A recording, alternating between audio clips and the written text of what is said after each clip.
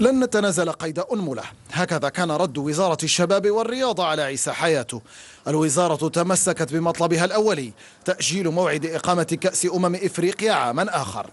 تقول وزارة الشباب والرياضة في بلاغ لها مساء اليوم أن القرار أملته دواع صحية ذات خطورة قصوى، دواع ترتبط بالمخاطر الجدية لانتشار وباء إيبولا القاتل.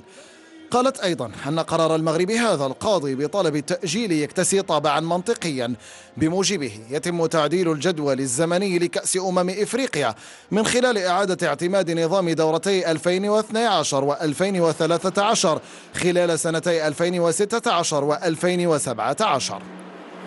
انكشف موقف المغرب ساعات قليلة قبل انتهاء مهلة الكاف، موقف يعارض رؤية أعلى هيئة كروية بالقارة السمراء. القرار إذن بيد عيسى حياته ورجاله، وسيعلن عنه يوم الثلاثاء بالقاهرة. لننتظر ونرى.